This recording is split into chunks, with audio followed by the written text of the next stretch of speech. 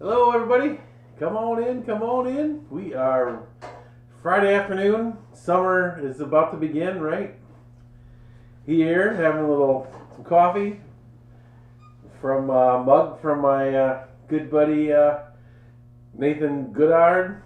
And he is inspiration for this little playful porcelain plate part 2 series here. Need a little more coffee still, I guess, but say that quickly. But yeah, so I think this is a fun little project here, and as usual, to really as you know, I've been traveling around and going to distributors, and we're here working on the business, and so it. I don't get as much time in the studio as I used to, so lots of these things I've done in the past, which might mean 4 years ago, or no, probably 11 years or older. So it's fun to kind of come to some of these projects and revisit. That's the word I'm looking for. Revisit some of these projects, and I never really used porcelain in my past because it just wasn't in my material list at the time, but now I'm really interested and excited about porcelain and trying to incorporate porcelain into my making practice. And now porcelain's probably similar in price to some of the other clays, so the price isn't really a factor. Hello, Frida. Thanks for coming. Thank you, everybody else. Looks like you got a bunch of people joined down here. But yeah, so I knew this would be a continuing project because I wasn't exactly sure it's multiple steps. So this is going to be part 2. Maybe there'll be a part 3. We'll see. But I think we can end on part 2. So last time I was here, I used these slip crumbs and decorated some porcelain slabs.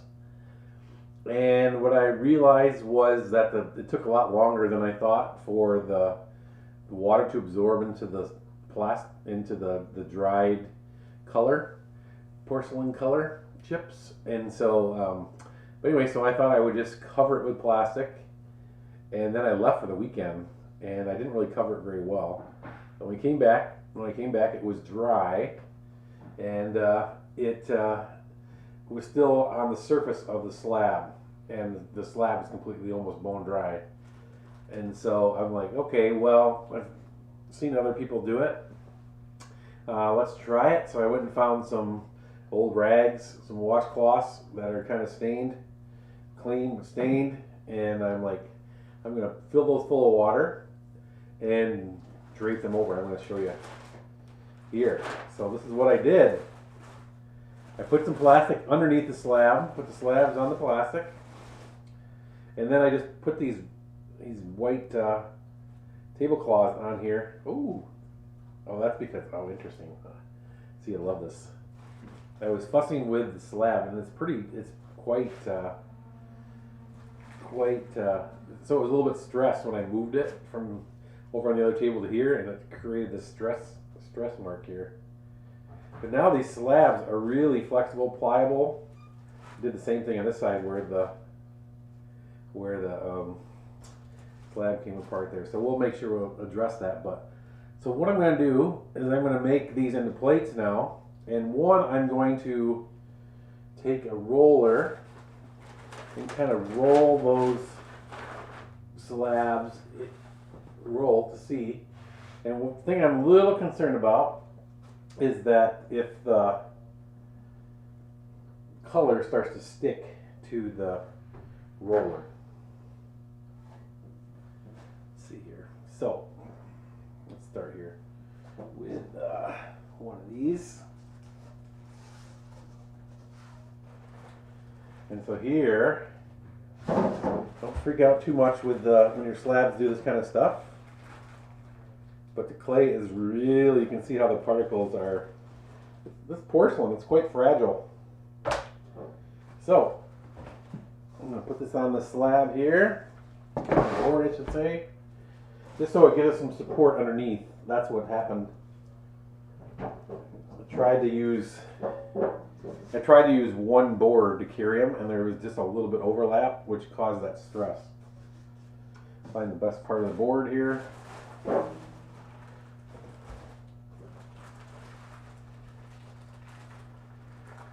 Okay, this clay. This is so everything changes depending on what clay you use, what kind of materials you're using. So it makes sense a lot, all right? So what I'm going to do, I'm just going to take, grab one I thought I had one right here, but of course not. So we'll try this. They got this new roller, which I haven't seen in the U.S., but I'm realizing it might even be too fragile, too durable. But I think your is oh, there he is! Thank you. Hiding in plain view for you. All, not for me. But anyway, yeah, let's try this. We're going to gently roll it over. Oh, it works pretty good. And I don't know if you've heard of me on my soapbox. This is my Friday afternoon soapbox here, you know. But I really like these pony rollers, and especially because they have this kind of rounded edge. So this will just push those chips of color into the slab a little more. Make sure it's good. And now what I want to do is I want to take this clay and push towards this area to build up that, give it a little more clay where that crack was appearing. And that's it for right now. It's really pretty close to here, so I don't want to do anything on this other side. I'm just going to make sure it's pressed smoothly towards that one side. All right. Now,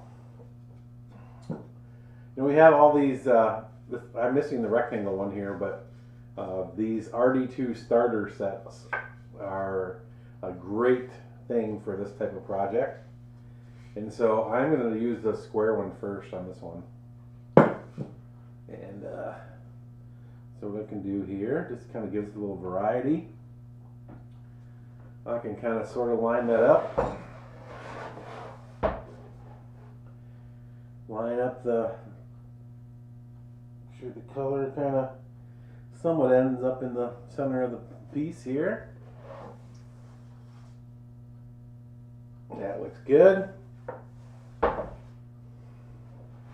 And I probably don't need these big giant boards for this little project, so I'm just going to put this here and do a little Bill Flipperoonie. Ooh. Live guy Flipperoonie. Oh, Bill, good old Bill.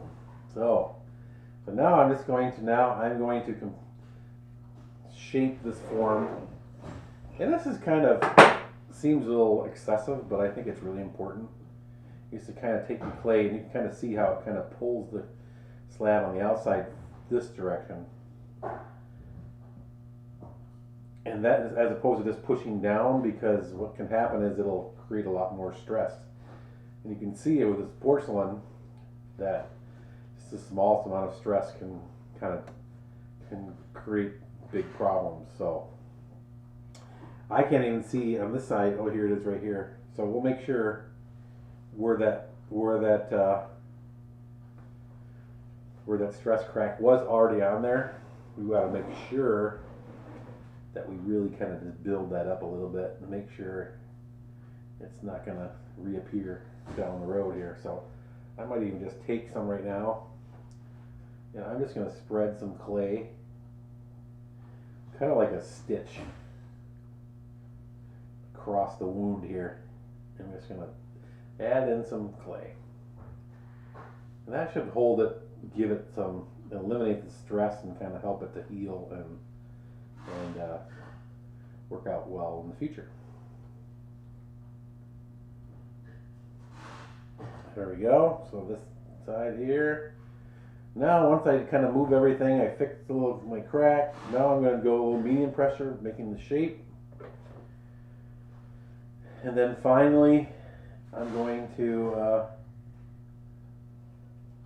take my rib here and work this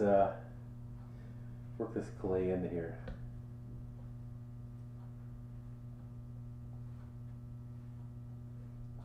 And I think using a rib really helps to make sure that we're evenly compressing the slab.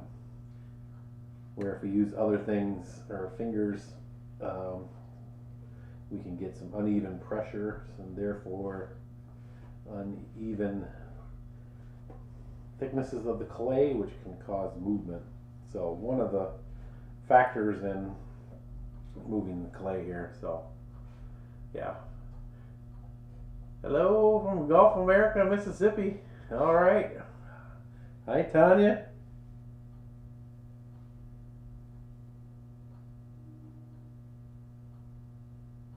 Oh, they should be laying low for a while.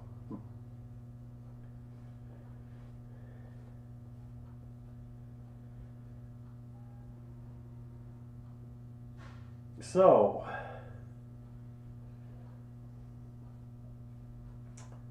a little bit of compression here.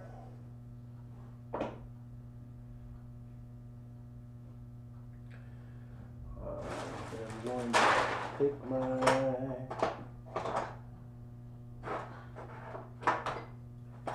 knife, go this.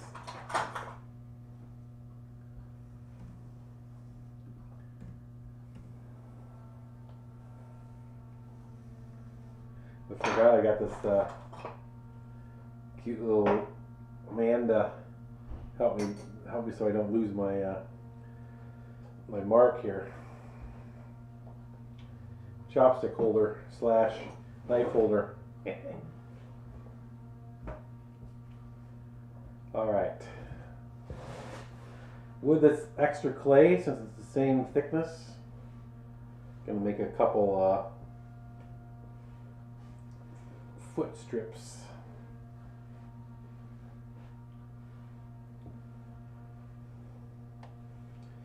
I'm going to compress this even too, so it's smooth and compressed. Oh,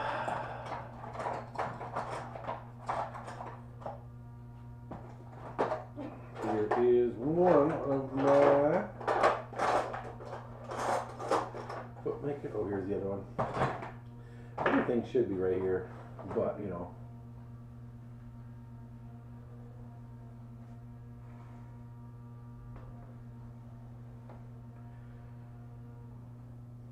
So interesting too, and how even just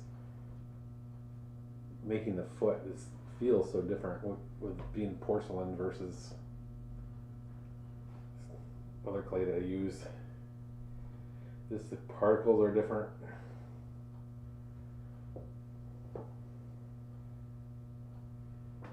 So I'm a big fan. This is a Roven porcelain from Roven Ceramics in Michigan here. American Porcelain by Roven. All right, so we got a strip here.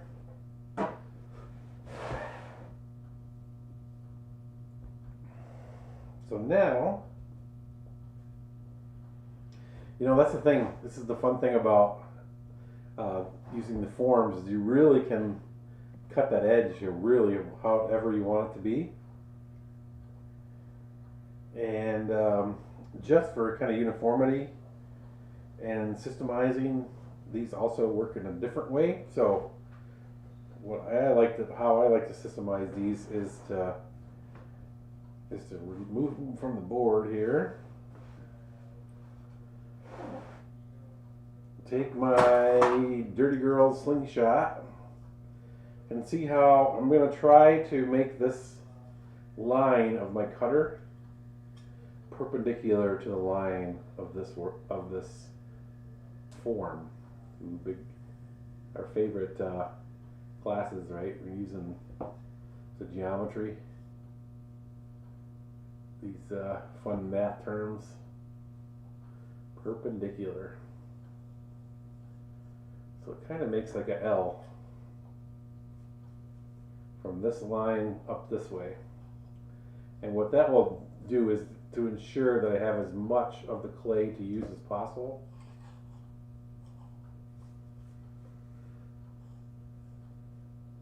And it's just so I know how to do it the next time, so that it's the same measurement. There we go.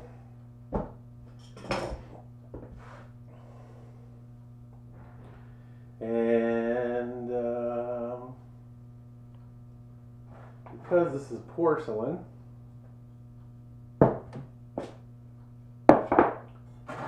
let's see, I don't see my old sponge.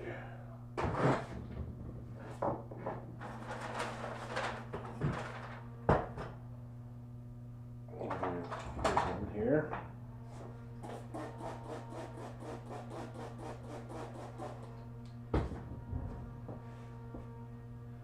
So I'm just going to use this sponge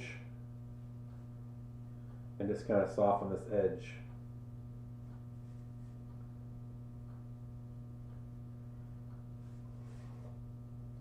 I like how these sponges stay stiff until they get really immersed with the moisture. So, good way to kind of compress and smooth at the same time by using it when it's just a little bit stiff. Just this area is one side of the sponge is really stiff and the other side is nice and soft. So that's good enough for now. So now I love this trick. I want to repeat the same measurement over and over when I make these plates, so I can use my little saw tool as a gauge. And this is the saw tool from my friend Agnes in the Netherlands. I can think of her every time I use it now, because I accidentally stole it from her studio while I was doing a workshop in October. I thought it was mine and threw it in my box, and get home and I see this nice P on the back for Pottenbasker. I right away confessed and told her that I would send her a new one or send this one back, and she told me I could keep this one to remember her. So I was happy. So if you happen to walk away on accident with a tool from your studio, make sure you do something to confess or replace it, because it's way better. It's way more. You'll have way better mojo if you're clean about it. If you just take it, bad things happen. Warping, cracking, glaze, chuckiness. Yeah. There we go. So now I got this nice foot on here. I'm just going to press and smooth gently. And then take my JA20.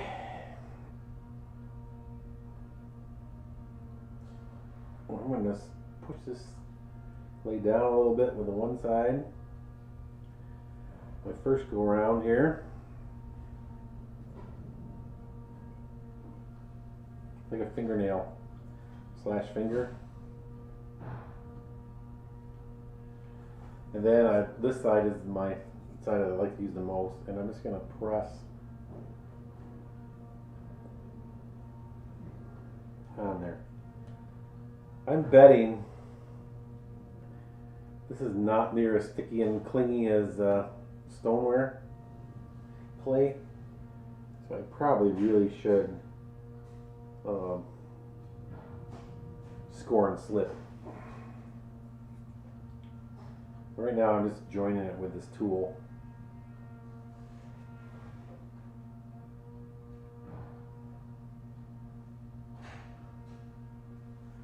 And I can just let it set up for a little bit. And then I can come back and touch it up a little bit more. Alright, you're good.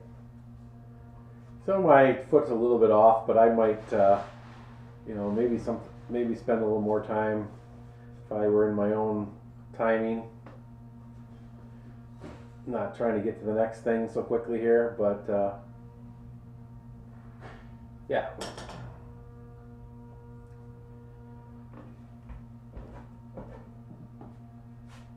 Here we go. So that's one way. And we're going to test these out, see how they turn out. And then for this other one, I am going to use the wheel and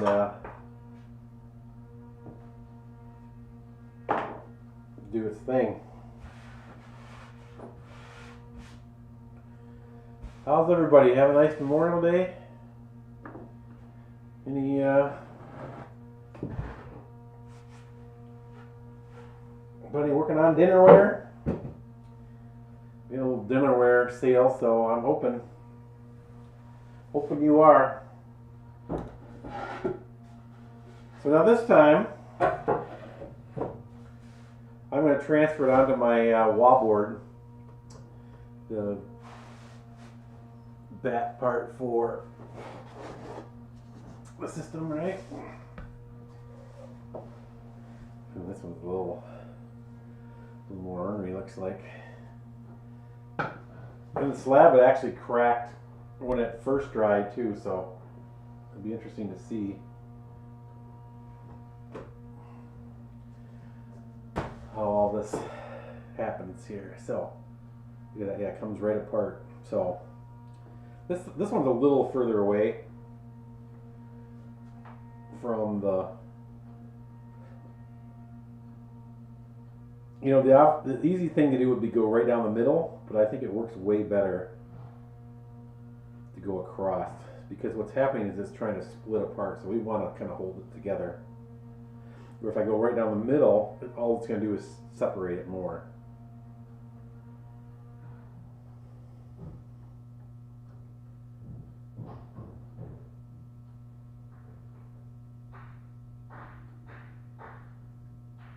And we're not going to probably use this outside so much, so kind of pulling some clay towards that crack is a really good thing.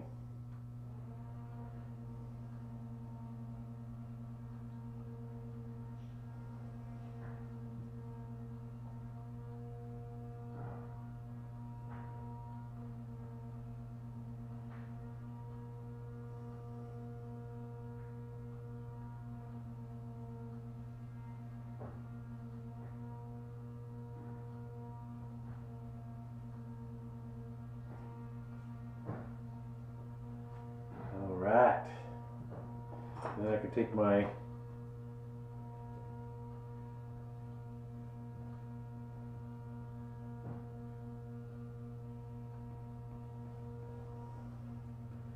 rib and just work that in.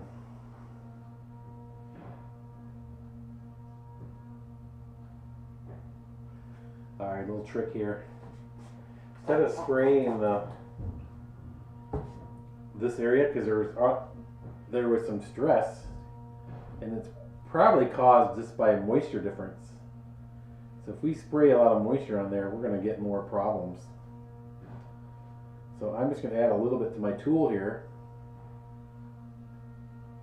and it's going to do its thing. Nice and smooth. Not too much water. That's always the trick. I always my hand building classes, I wouldn't have, and that's why too, like I don't have a lot of moisture around here too, only for special occasions. So try to keep away from that moisture, especially with porcelain. I guess we can give it a little press down in there. This one's a little more pressed in there. I think I pushed it down the last time.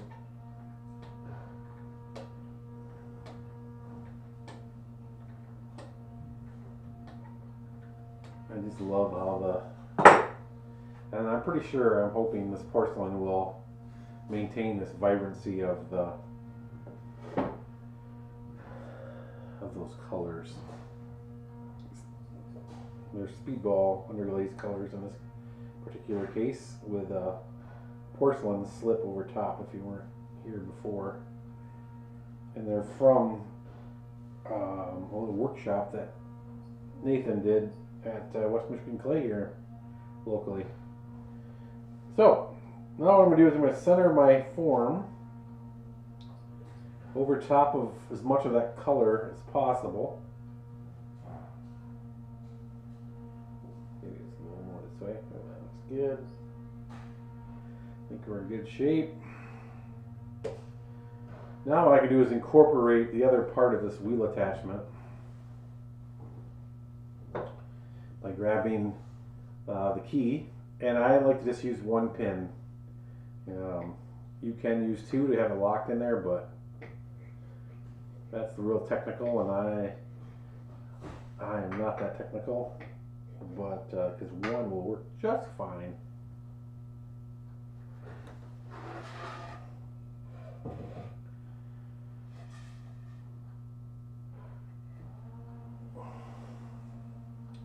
And now, flip, flip, flip.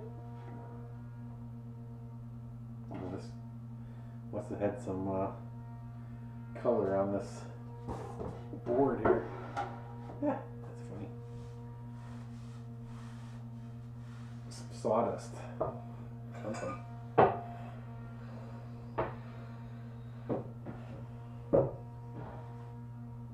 I think this board is. Huh. I don't know where it came from. I must have been maybe sanding something else, because it sure looks like sawdust. But it's all fine. It'll wear out or fire out right in the firing. So again, so now what I'm going to do is I'm going to move this clay towards my form, and here's where that crack was on this side. So make sure we're blending this together good again.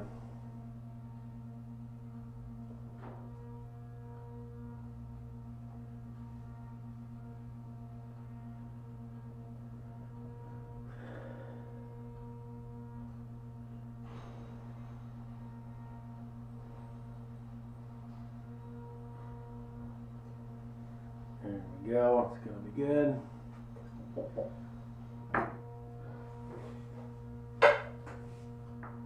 Now what I can do is I can use the wheel spinning, shape this, pull that right off.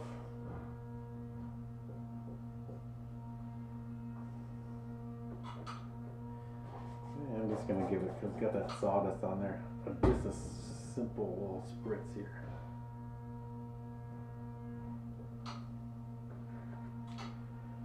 Alright.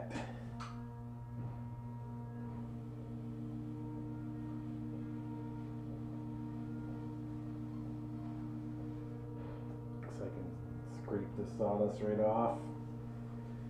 And if it stays left in there, it's no big deal. It kind of burns itself out, so.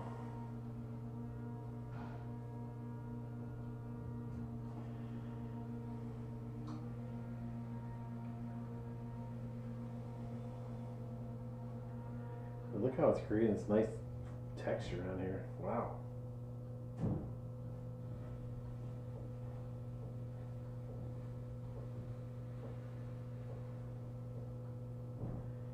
And here's a good thing: compression, compression, compression.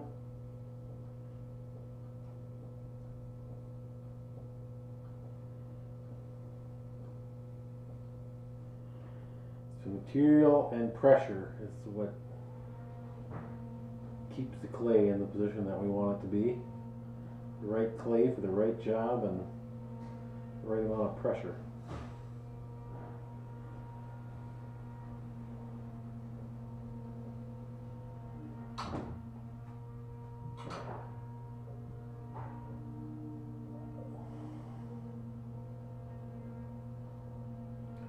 Give this a little extra love here. Alright.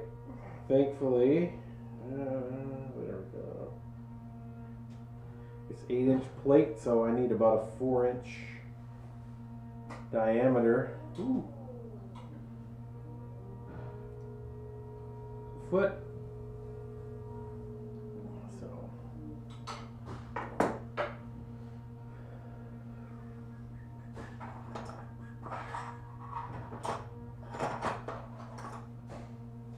Everybody's kind of quiet out there.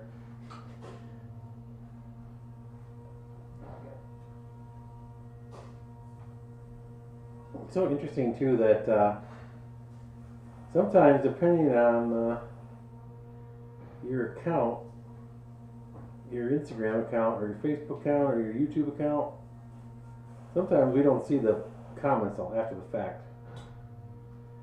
So if we don't respond, make sure you let us know. Oh, hi Sheila, hope you're doing well. Yes, some sweet plates for sure. Hi Liz from Montana. Thanks for coming. Sherry, you spelled my name wrong. I'm not Geoff, I'm Jeff. I know everybody thinks that's the way it is because of the GR pottery, but that's Gresham. No, I'm just kidding.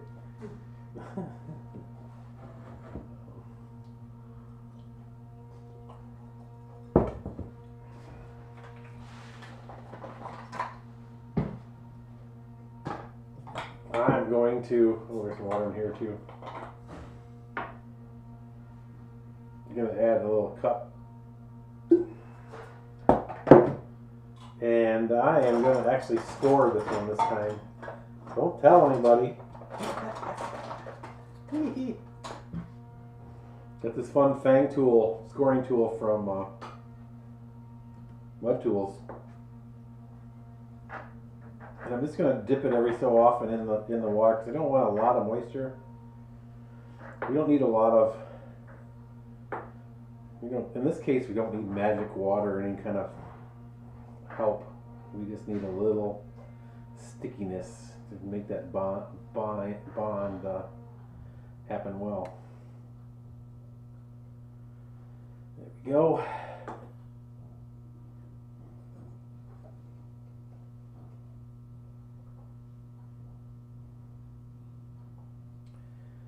And if you were super specific, you could even have not only the mark on there. I was just thinking that I lost the mark, but if you really knew, you'd know how long this slab coil to make another way to kind of make them uniform so that they're all the same. You have a measurement, but we're just going to go with it.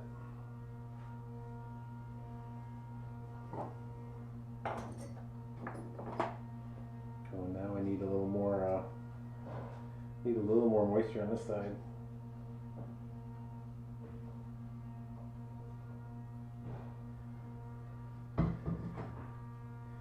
There we go. Sorry, off the side here you probably can't even see. I was adding some moisture to my sponge. Make it all soft.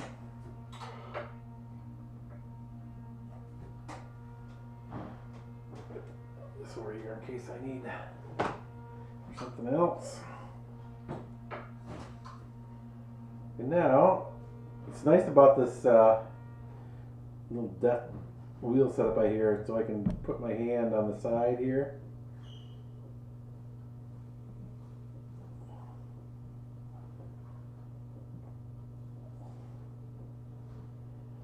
To support the side.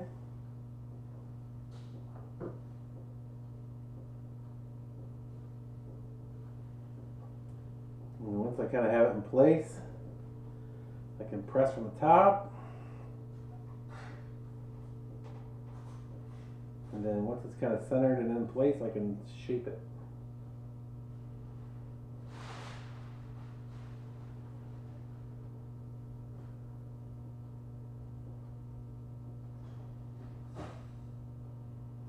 What I think is really nice about porcelain is how it really just kind of glows when it's finished. So should make the colors of those chunks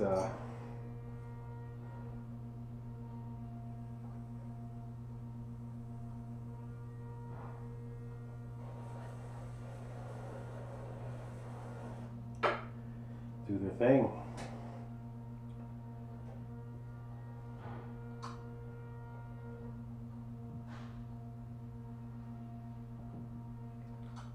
I lived in Mississippi for a while too.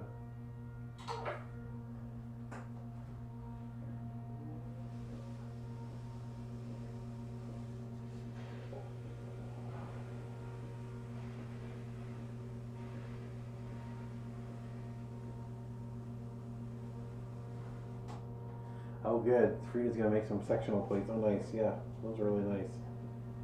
We just fired a couple of them here. Delaney and Jenny decorated them, glazed them. Turned out kind of fun. Guess there was probably only one big one.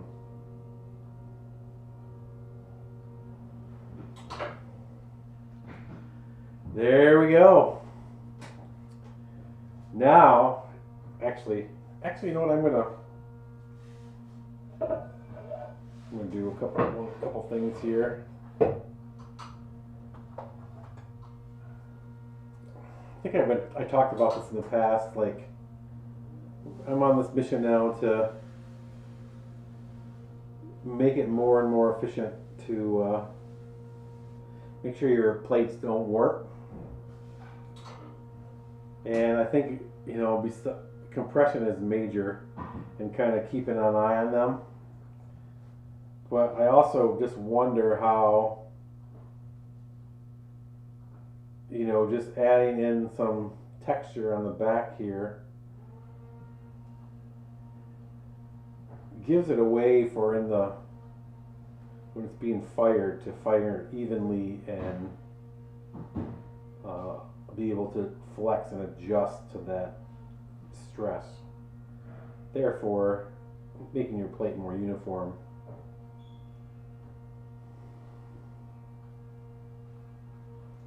Because that is a difficult thing with slabs, is making them through the firing process without a lot of movement, right? So, compression, evenness of drying, evenness. So now I just have simply able to put a little texture on the bottom there. So I think this movement, this direction, helps like the swaying movement, and then this part helps the like drooping movement. I don't know. We're trying it all out, but that's a fun thing about maybe, and fun and frustrating. Keeps us in an endless pursuit with clay, this raw dirt of you know, making sure that it stays and does its thing. So yeah, there we go. So fun way to turn those slabs into some plates. So you can make, wouldn't it be fun to make a dinnerware set doing that method? I didn't really go into it too much last time, but I think I'm going to make a couple more, show you how I did those, how I made the color. And these kind of got into little pieces, so I don't know.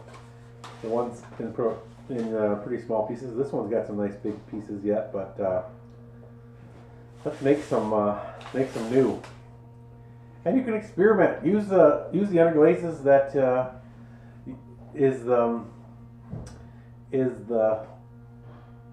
just use the colors you have. Can't think. And you don't have to use specific ones. Don't go out and buy the exact ones I'm using. Maybe down the road, I highly encourage you to use all the different manufacturers. They all have their advantages and disadvantages. Some have more advantages, but then that probably just means more price. So depending on your budgets, you can use the really expensive one, or you can kind of get away with all the other ones as well. So yeah.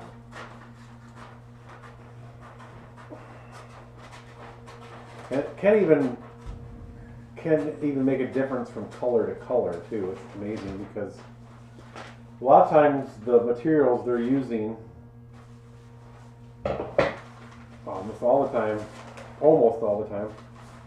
they're using minerals to make the colorants, right, too. So there's different materials needed to make those different colors. So yeah.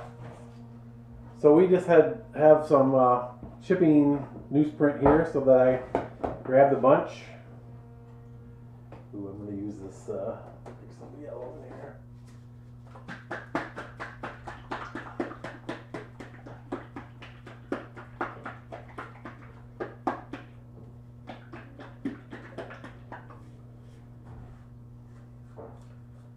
So let's put some yellow. I don't know if we'll be able to have full time.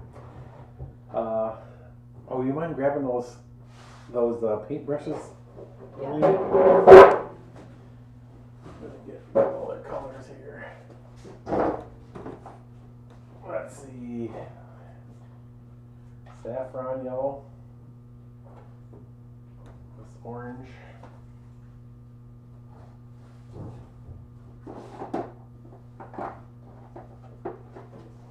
Here's a real bright orange, I think. Real orange.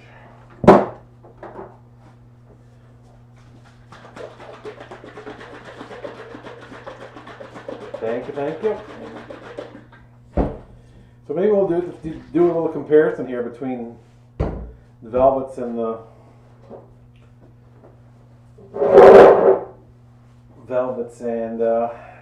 speedball ones. Yeah, there's so many ways you could compare them, but you just gotta find what's best for you, right? These fan brushes work really nice to apply a lot of material. Because that's really what we're just trying to do. We're not trying to decorate. We're just making a color. So, has anybody else done some of these types of experiments before? Love to hear your opinions, or if you have any advice, preferences. So we're just going to stick this material on here as thick as possible. And it's a good rule of thumb is to put it on so you can't see the gray of the paper, you just see the yellow of the underglaze.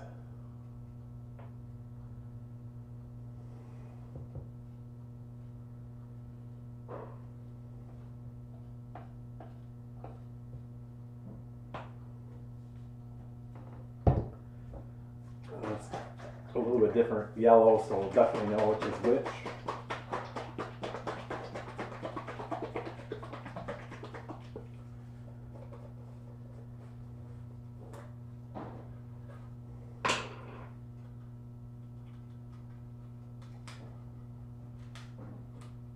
I'll use this one already. Guess not.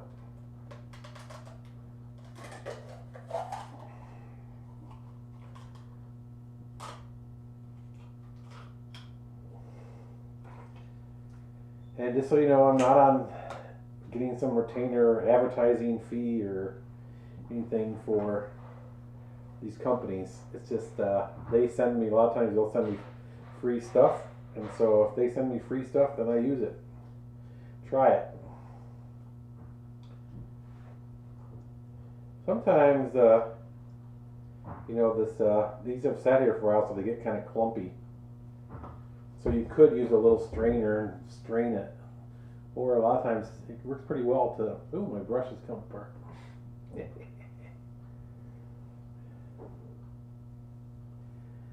To just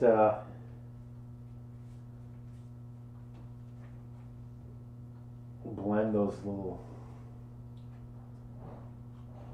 lumps in there.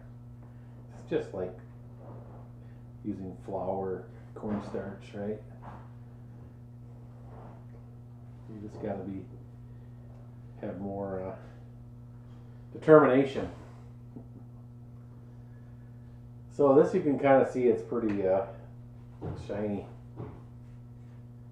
And so what I am going to do, and we might have run out of time for the whole process here, but I am, once it dries, so it's no longer shiny, then I'll come back and add just a porcelain slip on top. You can see it on my jug over here. I guess you can't really on Instagram, but there's a jug over here that says porcelain slip. And yeah.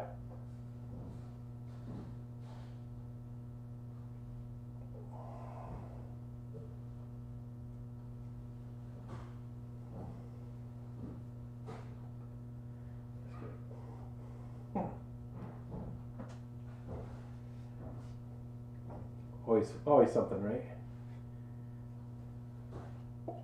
Hi, Kim. Tennessee, thanks for coming. Ooh, yeah, that's the other thing. This one's kind of drippy. We can drip on color too here.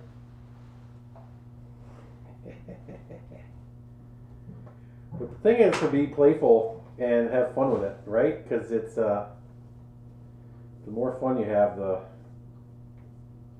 better it'll turn out. I promise. You'll definitely have more fun. Yeah. It's time to be messy.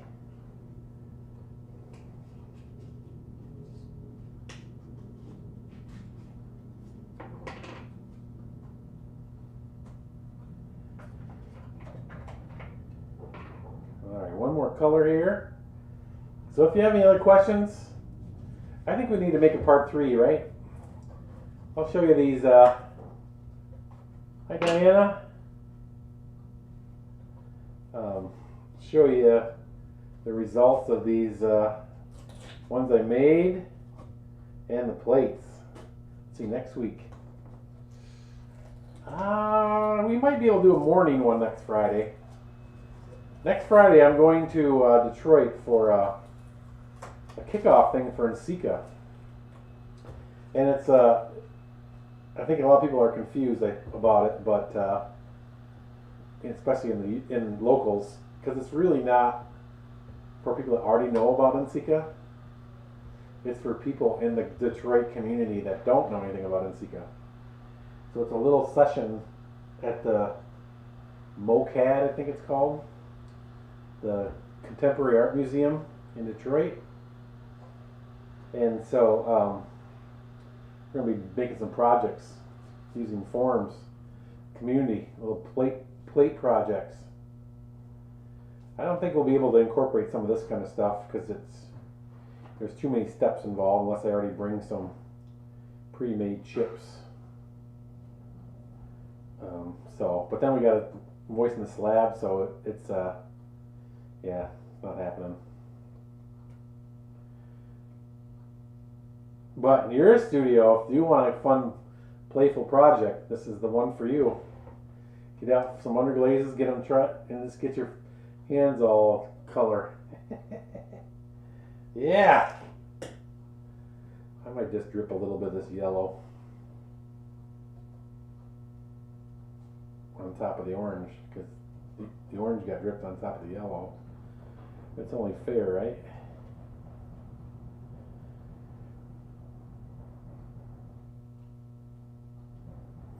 Then there's a surprise color. Yeah. There we go. All right, everybody. Well, hi, Susan.